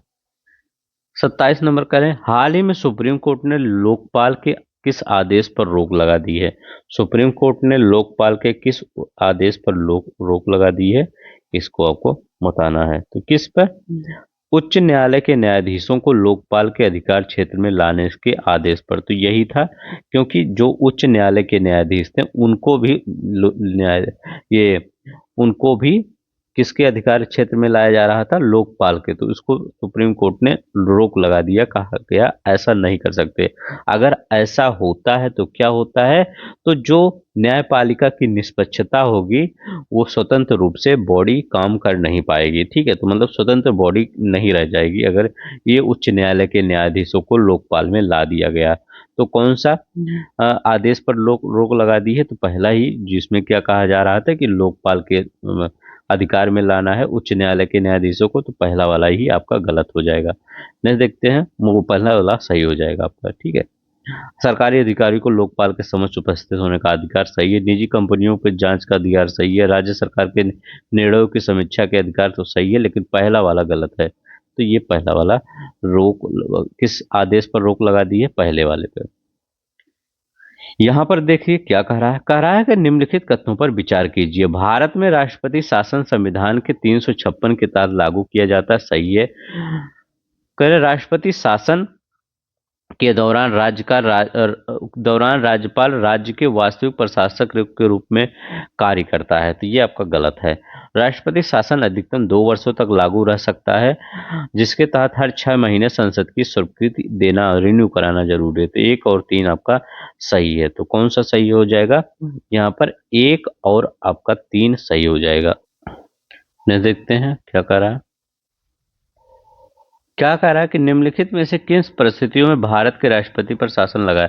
भारत में राष्ट्रपति शासन लगा है जब राज्य सरकार संविधान के प्रावधानों के अनुसार काम करने में विफल हो, तो ये सही है आपका। अभी हमने मेंस का एक क्लास लिया था, उसमें राज्यपाल के बारे में डिटेल में बताया था, तो उसमें जाकर यहाँ पर इस टाइप के क्वेश्चन में करवाया है। मेंस में हमने आंसर राइटिंग जो करवा रहा हूँ वहां पर देख सकते हैं। जब राज्य में वित्तीय आपातकाल घोषित किया गया हो, ये गलत है। जब राज्यपाल केंद्र सरकार के को राज्य संवैधानिक तंत्र की विफलता की सूचना देता है, कहता है कि राज्य में जो संविधान का तंत्र है वो विफल हो चुका है, यहाँ पर राष्ट्रपति शासन लगना चाहिए। तो ये आपका कौन सा सही होगा? 1 और 3 सही हो जाएगा। नेक्स्ट देखते हैं यहाँ क्या करा है कि दिल्ली विधानसभा चुनाव 2025 के संबंध में निम्नलिखित कथनों पर विचार कीजिए। अब देखिए यहाँ पर दिल्ली विधानसभा में 2025 में दिल्ली विधानसभा चुनाव भारतीय जनता पार्टी भाजपा ने 48 सीटें जीतकर पूर्ण बहुमत हासिल किया। कितनी सीटें जीती है? भाजपा ने 48 सीटें जीती हैं, तो ये याद रखिए। 48 सीटें ये याद रखेंगे। करें रेखा गुप्ता दिल्ली की चौथी महिला मुख्यमंत्री बनी है। करें जो रेखा गुप्ता हैं वो दिल्ली की कौन सी महिला बनी है? चौथी महिला मुख्यमंत्री ये बनी है। ये भी आपका कौन सा सही है? ये सही है, दूसरा वाला भी आपका सही है। तीसरा कह रहे हैं आम आदमी पार्टी ने इस चुनाव में 22 सीटें जीती थी, तो तीसरा वाला भी सही है। आम आदमी पार्टी ने इस चुनाव में 22 सीटें जीते हैं। कांग्रेस पार्टी 2025 के चुनाव में 5 सीटें जीती थी, ये याद रखिएगा, ये गलत है। कांग्रेस पार्टी इस चुनाव में कितनी सीटें जीती? तो कांग्रेस पार्टी एक भी सीट, कोई भी सीट जीतने में सफल नहीं हो सकी, तो उसने 0 सीट जीती। ठीक है, तो ये याद रख लेंगे। कौन सा आपका सही हो जाएगा? 1, 2 और 3 ही सही हो जाएगा। चलते हैं न देखते हैं ये क्या कर रहा है। करें भारतीय संविधान के अनुच्छेद 22(1) के संबंध में उच्चतम न्यायालय के हालिया निर्णय के संबंध में निम्नलिखित कथनों पर विचार कीजिए। अनुच्छेद 22(1) गिरफ्तार व्यक्ति को उसकी गिरफ्तारी के कारणों की जानकारी देने का अधिकार प्रदान करता है। क्या कह रहा है? पहला ये कह रहा है, दूसरा क्या कह रहा है? सही ही कह रहा है। यदि गिरफ्तार व्यक्ति को गिरफ्तारी के कारणों की जानकारी नहीं दी जाती है तो गिरफ्तारी अवैध मानी जाएगी, तो ये भी सही है। तो अगर गिरफ्तारी की जानकारी उसको देनी होगी कि किस लिए आपको गिरफ्तार किया जा रहा है। इस निर्णय का उद्देश्य केवल कानूनी प्रक्रिया को औपचारिक रूप से लागू करना। कह रहे हैं केवल कानूनी प्रक्रिया को, ये तो गलत है, पहला ही दूसरा सही है। अब देखिए ये क्वेश्चन आया कौन कौन था, ये जो आपका गिरफ्तारी वाला क्वेश्चन, तो ये अभी सुप्रीम कोर्ट ने ये बताया है कि अगर बिना पूर्व सूचना के किसी की गिरफ्तारी की जाती है तो वो अवैध माना जाता है। इसीलिए क्या किया गया है, इसको अनुच्छेद 22, ये पॉलिटी में क्वेश्चन आ सकता है। आर्टिकल किससे रिलेटेड है? तो आर्टिकल 22(1) से रिलेटेड है, और अभी सुर्खियों में है, तो ये क्वेश्चन आपके आ सकता है कि 22(1) क्या कहता है। तो क्या कहता है? गिरफ्तार व्यक्ति को उसकी गिरफ्तारी के कारणों की जानकारी देना होगा। ठीक है, तो ये याद रखिएगा। और सुप्रीम कोर्ट ने कहा है कि अगर आप बिना कारण बताए गिरफ्तार कर लेते हैं तो वो अवैध माना जाएगा। करें संविधान के अनुच्छेद 200 के तहत राज्यपाल की शक्तियों के संदर्भ में निम्नलिखित कथनों में से कौन सा कथन सही है? करें राज्यपाल के पास राज्य विधानमंडल द्वारा पारित किसी भी विधेयक को राष्ट्रपति के विचार के लिए आरक्षित करने का अधिकार है, तो ये एकदम सही है। दूसरा कहें राज्यपाल को विधेयक पर अस्वीकृत या पुनर्विचार के लिए वापस भेजने का अधिकार केवल केंद्र सरकार की अनुमति से मिलता है। तो राज्यपाल को विधेयक पर अस्वीकृत या पुनर्विचार के लिए वापस भेजने का अधिकार केवल केंद्र सरकार की अनुमति से मिलता है, दूसरा ये कह रहे हैं। तो दूसरा क्या आपका सही? तो ये आपका क्या हो गया? ये तो गलत होगा। ठीक है, क्योंकि केंद्र सरकार की अनुमति यहाँ पर नहीं चाहिए। राज्यपाल की ओर से विधेयक को पुनः विचार के लिए वापस भेजे जाने के बाद यदि विधेयक दोबारा पारित होता है तो उन्हें इसे स्वीकृति देनी होती है। तो ये आपका तीसरा भी सही है। तो कौन सा सही है? पहला और तीसरा सही है। नेक्स्ट देखते हैं। यहाँ क्या कहा है कि हाल ही में भारत के सर्वोच्च न्यायालय ने 22(1) अनुच्छेद 200 के संदर्भ में महत्वपूर्ण निर्णय दिया है। इसमें निम्नलिखित कथनों पर विचार कीजिए। अब देखिए 22(1) और अनुच्छेद 201 के तहत जो निर्णय दिया है उसके देखिए।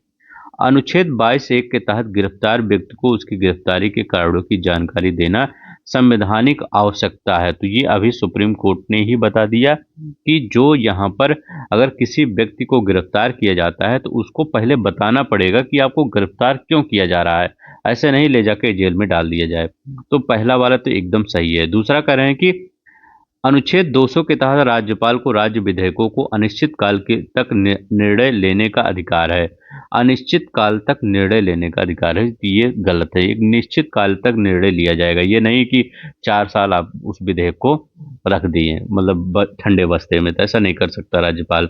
सर्वोच्च न्यायालय के अनुच्छेद 200 के तहत राज्यपाल की देरी के लिए लोकतांत्रिक प्रक्रिया हानिकारक बताया गया है। तो ये भी सही कहा है कि सर्वोच्च न्यायालय ने अनुच्छेद 200 के तहत ये बताया गया है, ये कहा है कि जो भी विधेयक होगा उसको मतलब राज्यपाल क्या कर सकता है, अगर देरी करता है तो राज्यपाल की तो क्या होगा, वो लोकतंत्र के लिए सही नहीं होगा। क्यों? अगर किसी विधेयक को राज्यपाल मतलब रोक के रखता है तो वो क्या पास नहीं हो पाएगा। फिर जो भी आपका कुछ भी नीति होगा, निर्देशक होगा, कोई राज्य लागू नहीं कर सकता है बिना बिल पास किए, तो वो लेट होगा। फिर वो क्या होगा, मतलब देश का ही विकास पीछे होगा या किसी राज्य का ही विकास पीछे होगा। तो ये लोक क्या लोकतंत्र के लिए अच्छी नहीं है। तो ये भी आपका सही है। अब देखिए अनुच्छेद 200 क्या कहते हैं, इसमें राज्यपाल के लिए 3 आपके विकल्प होते हैं। तो आर्टिकल 3 ये याद रख लेंगे। आर्टिकल जो 200 है इसमें क्या होते हैं, राज्यपाल के लिए 3 विकल्प होते हैं। कौन कौन से ये 3 विकल्प होते हैं? तो पहला ये विकल्प होता है किसी राज्य मतलब किसी राज्यपाल का कि विधेयक को स्वीकृति दे देना। तो पहला तो ये हो गया, विधेयक आया और उसको स्वीकृति दे दिया गया कि जाइए इसको पास करवा दीजिए। जैसे जो केंद्र में सरकार होती है और जो राज्य में सरकार होती है वहां पर ऐसा ही होता है, विधेयक आया बोल दिया गया जाइए आप। जैसे आपका अगर मैं एमपी की बात मान लेते हैं या आप यहाँ गुजरात की बात मान लेते हैं या बिहार या मतलब किसी भी राज्य की जहाँ पर केंद्र में एक सरकार है और यहाँ पर इस सेंटर में उसी की सरकार है, तो वहाँ पर क्या होता है, विधेयक आया और सरकार वो राज्यपाल ने तुरंत स्वीकृति दे दी है।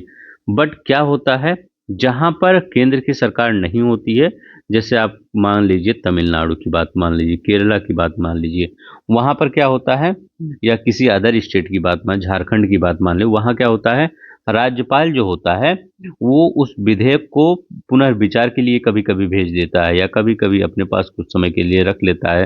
तो बहुत सी प्रक्रियाएं हो जाती है बीच में, ठीक है। तो मतलब ये नहीं कह रहा हूँ कि जो प्रेजेंट टाइम में गवर्नमेंट यही करती है, वो कोई भी गवर्नमेंट हो, ठीक है, जब से भारत आज़ाद हुआ कोई भी गवर्नमेंट हो ऐसे ही करती थी, ठीक है। मतलब राज्यपाल की सहायता से क्या किया जाता था, उस विधेयक को रोका जाता था कानून बनने से। तो ये कहाँ क्या किया गया, ये तो आपका पहला हो गया स्वीकृति दे देना। दूसरा क्या किया जाता है 200 के तहत, आर्टिकल 200 के तहत कहा जाता है विधेयक को पुनः विचार के लिए वापस भेजा जाता है। तो आर्टिकल 200 में ही कहा गया है कि विधेयक को पुनः विचार के लिए वापस भेज दिया जाए। फिर यहाँ पर इसी में आर्टिकल 200 में तीसरा पॉइंट क्या कहता है, तीसरा पॉइंट ये कहता है कि विधेयक को राष्ट्रपति के विचार के लिए आरक्षित करना। तो राष्ट्रपति के विचार के लिए आरक्षित करना, तो पहला क्या है, विधेयक को पास कर दिया जाए, जैसे स्टेट में सेंटर है वैसे, और अगर स्टेट और सेंटर में सेम चीज है तो पहला वाला अप्लाई जल्दी हो जाता है। दूसरा क्या है, विधेयक को पुनर्विचार के लिए वापस भेज देना, दूसरा क्या है ये हो जाता है। तीसरा क्या होता है, विधेयक को राष्ट्रपति के विचार के लिए आरक्षित किया जाता है। तो ये अनुच्छेद 200 में आता है। 3 पॉइंट याद रख लेंगे। अब ये जो अभी ये करंट पढ़ रहे हैं ये क्या है, ये क्यों आया है, तो सितंबर 2021 में क्या हुआ था, राज्यपाल आर्यन रवि की नियुक्ति के बाद तमिलनाडु सरकार ने स्वीकृति में देरी के बारे में चिंताएं व्यक्त किया था। किसने व्यक्त किया था? तमिलनाडु सरकार ने व्यक्त किया था कि जो आर्यन रवि है उनकी नियुक्ति देरी क्यों हो रही है। तो नवंबर 2023 ने राज्य ने सर्वोच्च न्यायालय का दरवाजा खटखटाया था। तो याद रख लेंगे, इसीलिए ये सब थोड़ा सा चर्चा में रहता है। तो 1 और 3 यहाँ पर सही हो जाएगा। यहाँ क्या कह रहा है? कह रहा है महाकुंभ मेला 2025 के संदर्भ में निम्नलिखित कथनों पर विचार कीजिए। अब बताइए यहाँ पर क्या है। कह रहा है कि महाकुंभ मेला 2025 का आयोजन 13 जनवरी से 26 फरवरी तक प्रयागराज में किया गया। तो ये महाकुंभ के बारे में याद रख लेंगे, क्योंकि महाकुंभ पूरी दुनिया में क्या हुआ था, प्रसिद्धि पाई है अभी। तो कहीं ना कहीं क्वेश्चन बनने की जरूर संभावना है। तो ये कब? 13 जनवरी से और 26 फरवरी तक इसका आयोजन हुआ है प्रयागराज में। तो पहला वाला आपका सही है। दूसरा करें, इस आयोजन में 70 करोड़ से अधिक श्रद्धालुओं ने भाग लिया है, जो विश्व के इतिहास में एक अभूतपूर्व उपलब्धि है। कितने? लगभग 70 करोड़ ने। आपका जो डाटा आया था कि यहाँ पर कितने लोगों ने भाग लिया था, मतलब कितने श्रद्धालुओं ने त्रिवेणी में स्नान किया था, जो त्रिवेणी है वहां पर कितने श्रद्धालुओं ने स्नान किया था। तो जो वो आप सरकार की तरफ से डाटा दिया गया था, वो कितना दिया गया था? 66 करोड़ लोगों ने क्या किया था? स्नान किया था। और 70 करोड़ लोग वहां पर श्रद्धालुओं ने भाग लिया था और 66 करोड़ लोग नहाए थे। तो 66 करोड़ लोग नहाए थे, तो ये भी सही है, 70 करोड़ ने भाग लिया, 66 करोड़ नहाए थे। महाकुंभ मेले का पवित्र धार्मिक महत्व हिंदू धर्म देवताओं को और राक्षसों के बीच युद्ध की जीत से जुड़ा हुआ है। तो कुछ भी होगा, हाँ, मतलब कुछ ऐसे ही परंपरा तो रही होगी, ठीक है, तभी तो ये आता है। तो यहाँ पर याद रख लेंगे, ये भी सही है आपका। चलते हैं, बस नेक्स्ट देखते हैं। 1 2 3 ये कह रहे हैं आदि महोत्सव। आदि महोत्सव 2025 के संदर्भ में निम्नलिखित कौन सा कथन सही है? अब देखिए, ये आदि जो महोत्सव है, ये किसने इसका उद्घाटन किया? तो इसका उद्घाटन किसने किया? इसका उद्घाटन राष्ट्रपति जी ने किया है। ये उद्घाटन हुआ कहाँ है? तो नई दिल्ली में आदि महोत्सव का उद्घाटन हुआ है। तो आदि महोत्सव का उद्घाटन भारत में राष्ट्रपति द्वारा नई दिल्ली में किया गया, तो एकदम सही है। दूसरा कह रहा है आदि महोत्सव विकास बजट को 5 गुना बढ़ाकर आदिवासी विकास बजट को 5 गुना बढ़ाकर 1.25 लाख करोड़ रुपए किया गया है। तो आदिवासी जो बजट है 1.25 लाख करोड़ किया गया, एकदम सही है। आदिवासी कल्याण बजट आवंटन को 3 गुना बढ़ाकर 15,000 करोड़ रुपए किया गया है। तो ये भी आपका सही है। तो कौन सा आपका सही है? 1 2 3 आपके सही है। अब देखिए यहाँ पर और क्या किया गया, कहा गया है। तो यहाँ पर 470 से अधिक एकलव्य मॉडल जो विद्यालय, आवासीय विद्यालय हैं, उनकी स्थापना किया जाएगा। कितना? 400 बजट में बताया गया था, इसकी स्थापना किया जाएगा। चलते हैं, नहीं देखते हैं। कह रहे हैं यहाँ पर काशी तमिल संगम 3.0 के बारे में निम्नलिखित कथनों पर विचार कीजिए। कह रहे हैं काशी तमिल संगम 3.0 का मुख्य उद्देश्य तमिलनाडु और काशी के बीच सांस्कृतिक और बौद्धिक आदान प्रदान को बढ़ावा देना है। ठीक है, तो सही है, इसको इस सरकार लाती है, सही करती है, क्योंकि क्या हुआ है, अभी रुपए पैसे का वो जो सिंबल है उसको भी चेंज वेंज करने की बात चल रही थी। ठीक है, मतलब कि सरकार के द्वारा नहीं, केंद्र सरकार के द्वारा, राज्य सरकार के द्वारा, वहाँ जो तमिलनाडु की, तो उसी लिए ये सब जो आपके संगम, ये सब है, काशी तमिल संगम, इस इम्पोर्टेंट हो जाता है, ताकि लोगों के बीच आवागमन बढ़ेगा तो लोग एक मानेंगे कि सभी लोग, मतलब चाहे नॉर्थ वाले हों चाहे साउथ वाले हों, एक ही हैं। इस वर्ष के आयोजन का मुख्य विषय ऋषि अगस्त के योगदान पर केंद्रित है। कह रहे हैं जो ऋषि अगस्त हैं उनके योगदान पर केंद्रित है, सही है। काशी तमिल संगम राष्ट्रीय शिक्षा नीति, ये नीति 2020 के उद्देश्यों के अनुरूप नहीं है, तो ये तो आपका गलत है। ये एनईपी जो 2020 है उसी के अनुरूप के अकॉर्डिंग ही ये चलता है, तो ये याद रख लेंगे। यहाँ पर क्या किया जाता है, तो जो भारतीय ज्ञान प्रणाली को, ज्ञान की आधुनिक प्रणालियों को, जो ज्ञान की मॉडर्न तकनीक है उनके साथ एकीकृत करता है, ये याद रख लेंगे। तो ये आपका तीसरा तो गलत है, ये अनुरूप है। ठीक है, तो कौन सा सही हो जाएगा? 1 और 2 आपका सही हो जाएगा, ये वाला। नेक्स्ट देखते हैं। कह रहे हैं यहाँ पर करें महाकुंभ 2025 में नदी सफाई अभियान के बारे में निम्नलिखित कौन सा कथन सही है? करें 14 फरवरी 2025 को महाकुंभ मेले में 300 से अधिक स्वच्छता कार्यकर्ताओं ने स्क्रीन साइड नदी सफाई अभियान में भाग लिया। करें ये दूसरा कह रहे हैं इस पहल का मुख्य उद्देश्य गंगा नदी की स्वच्छता बनाए रखना और पर्यावरण संरक्षण के प्रति बढ़ावा देना, मतलब पर्यावरण संरक्षण को क्या करना है, बढ़ावा देना है। तीसरा क्या कह रहे हैं, मेला प्राधिकरण ने 15 फरवरी 2025 को 50,000 प्रतिभागियों के साथ सबसे बड़े स्क्रीनाइज्ड स्वीपिंग अभियान का आयोजन किया। 15,000। तो क्या आपका कौन सा यहाँ पर सही होगा, ये आपको बताना होगा। ठीक है, तो ये वाला आपका पहला वाला और दूसरा वाला तो सही है, लेकिन तीसरा वाला ये तो सही है मेधा प्राधिकरण, लेकिन 50,000 प्रतिभागियों ने नहीं, 50,000 नहीं, 15,000 जो प्रतिभागी हैं उन्होंने स्क्रीनाइड स्वीपिंग अभियान के आयोजन करके ये एक विश्व रिकॉर्ड बनाया था। ठीक है, तो ये 15,000 होगा, 50,000 नहीं होगा। ठीक है, तो तीसरा गलत होगा, एक और दूसरा आपका सही हो जाएगा। चलिए नेक्स्ट देखते हैं यहाँ क्या करा। अब देखिए इकोनॉमिक्स वाला जो पोर्शन होता है आपका, उससे जो करंट बनेगा उसको हम देख लेते हैं। ठीक है, यहाँ पे क्या करा, भारत सरकार द्वारा 24 फरवरी 2025 को वर्चुअल डिजिटल एसेट वीडीए के पर कराधान में किए गए संशोधनों के संबंध में निम्नलिखित कथनों में कौन सा कथन सही है?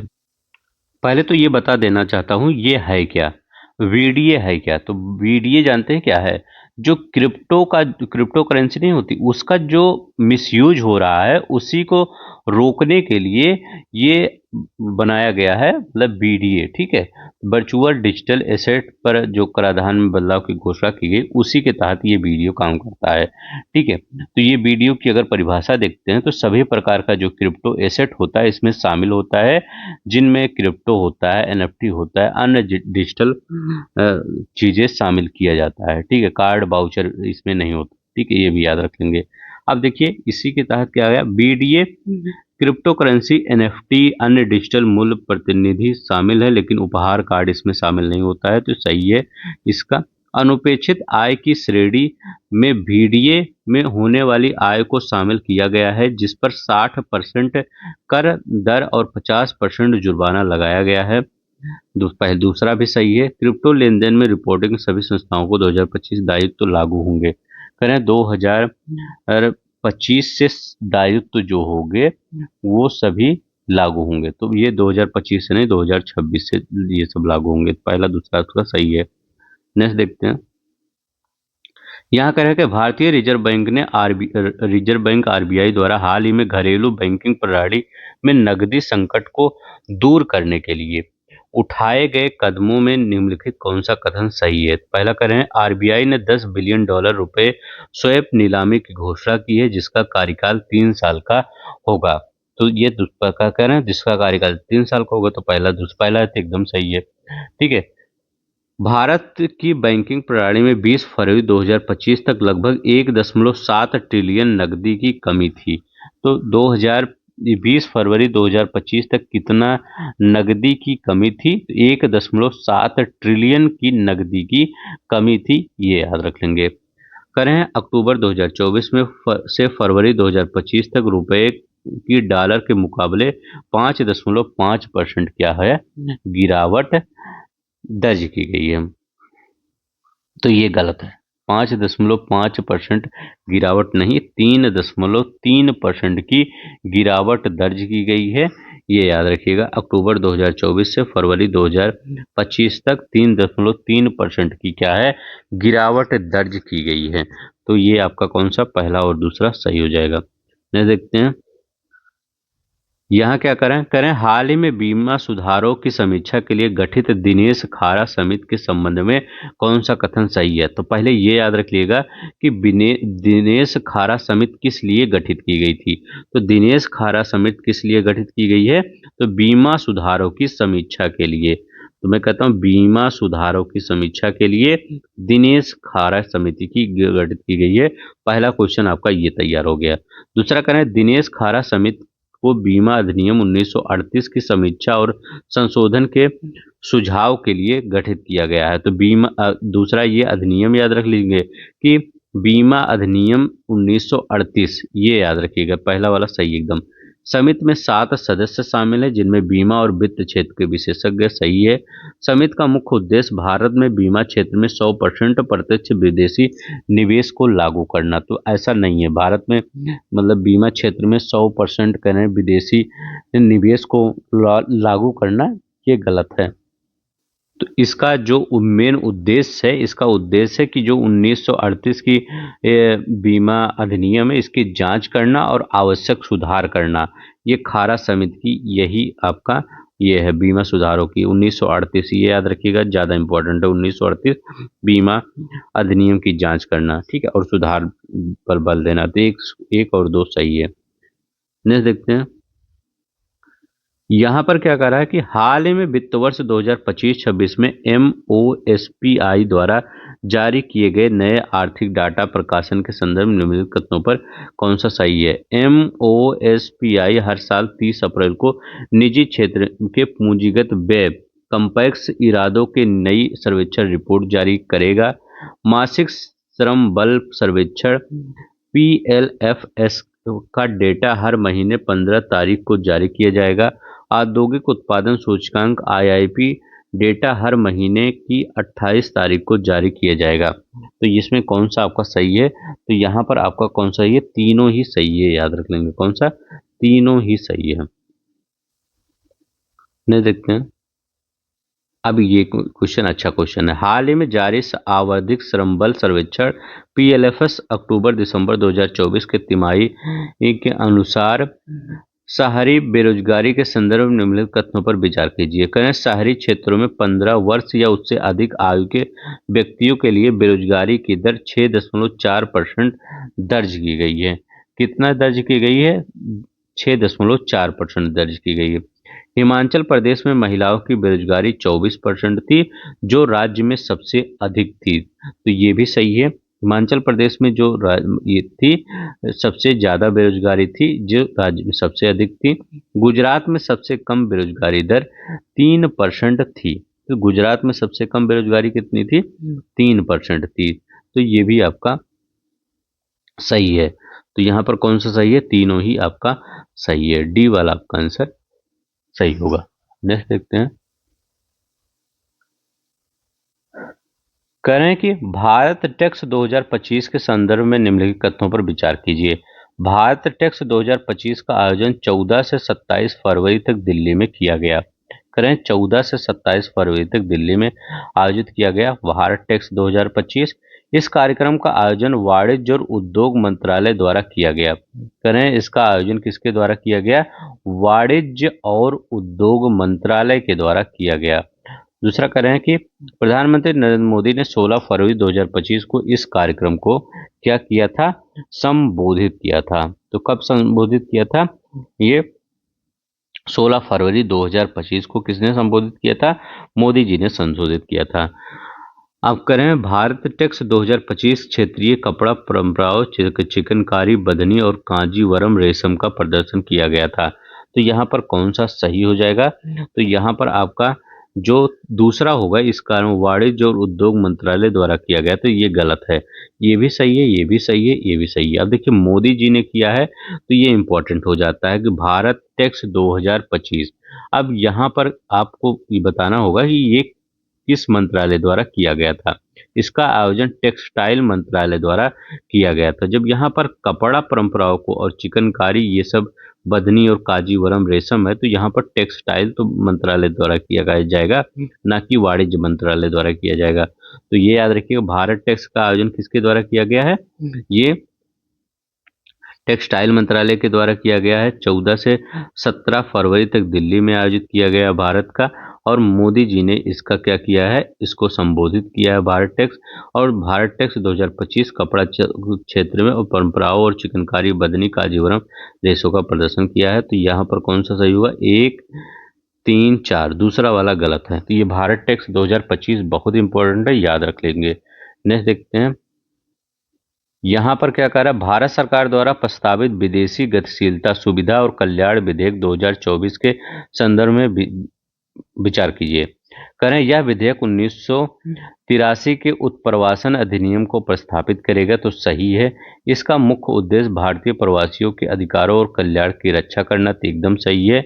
यह केवल अवैध प्रवास को रोकने के लिए तो ये गलत है आपका। इस विधेयक के तहत भारतीय राजदूतावासों को प्रवासियों को समर्थन और सहायता प्रदान करने की जिम्मेदारी सौंपी गई है तो ये भी सही है। तो 1, 2 और 4 आपका सही हो जाएगा। कौन सा सही हो जाएगा? 1, 2 और 4 यहाँ पर आपका सही होगा। तो नेक्स्ट देखते हैं। कह रहे हैं कि भारत सरकार द्वारा 2016 के मॉडल द्विपक्षीय निवेश संघ BIT के संशोधन की योजना में निम्नलिखित कथनों पर विचार किया। सरकार का उद्देश्य विदेशी निवेशकों और अधिकारों और भारतीय राज्य के हितों का संतुलन बनाना है। UAE के साथ हाल ही में की गई निवेश संधि को संभावित नए मॉडल के रूप में देखा जा रहा है। 2016 की मॉडल BIT का प्रतिबंधनात्मक प्रकृति को लेकर पश्चिमी व्यापारी साझेदारों ने चिंता जताई है और संशोधित BIT केवल भारतीय निवेशों के अतिरिक्त सुरक्षा प्रदान करेगा। ये चौथा वाला गलत है आपका। 1, 2, 3 आपका सही है। देखिए BIT मतलब क्या, द्विपक्षीय निवेश संघ जो होता है उसी पर ये बात करेगा यूरोपीय साझेदारी से। ठीक है, तो यहाँ पर लिखा गया है। ठीक है, ये नए मॉडल के साथ पश्चिमी व्यापारिक साझेदारी से। ठीक है, पश्चिमी और यूरोपीय। तो यहाँ पर कौन सा सही हो जाएगा? ये आपका ये पहला वाला। ठीक है, नहीं देखते हैं यहाँ पर क्या करा। भारत में विदेशी पर्यटकों की संख्या में वृद्धि के संबंध में निम्नलिखित कथनों पर विचार कीजिए।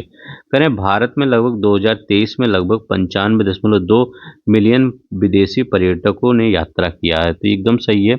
भारत में 2023 में लगभग 95.2 मिलियन विदेशी पर्यटकों ने यात्रा किया है। बांग्लादेश, संयुक्त राज्य अमेरिका, यूनाइटेड किंगडम भारत के पर्यटक भेजने वाले प्रमुख देश हैं तो ये भी आपका सही है। पर्यटन मंत्रालय ने 23 राज्यों में प्रतिष्ठित पर्यटन केंद्रों को विकास के लिए 3200 करोड़ रुपए के अधिक आवंटन किया है। कितना? 3200 करोड़ रुपए से अधिक का आवंटन किया है। चौथा कहना है 2023 में विदेशी पर्यटकों की संख्या में 60% वृद्धि, तो 60 नहीं लगभग 47.9% मतलब 48% की वृद्धि हुई है तो ये चौथा वाला गलत हो जाएगा। तो ये आपका पहला वाला सही है। 2023 में 95.2 मिलियन विदेशी पर्यटकों ने यात्रा किया है। इसमें बांग्लादेश, संयुक्त राज्य अमेरिका, यूनाइटेड किंगडम आने वाले पर्यटक थे। पर्यटन मंत्रालय ने 23 राज्यों के प्रतिष्ठित पर्यटन केंद्रों को लिए 3200 करोड़ रुपए से अधिक धन आवंटन किया है तो 1, 2 आपका 3 सही हो जाएगा। यहाँ पर देखते हैं ये क्या कह रहा है कि भारत के कृषि क्षेत्र में हाल ही में दर्ज की गई ये वृद्धि के संबंध में निम्नलिखित कथनों पर विचार कीजिए। वित्त वर्ष 2017 से 23 तक कृषि क्षेत्र में औसतन 5% की वृद्धि दर्ज की गई है। कितनी दर्ज की गई है? 2017 से 23 तक के बीच में तो ये 5% की वृद्धि दर्ज की गई है, याद रख लेंगे।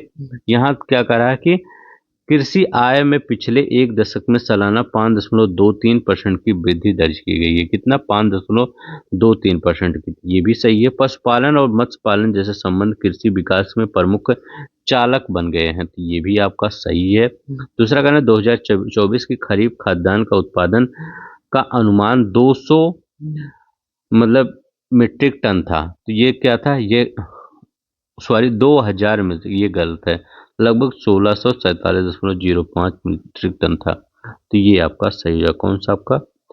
डी चौथा गलत होगा, सी वाला सही होगा। तो ये कृषि के क्षेत्र में लगातार 5% की औसत वृद्धि है।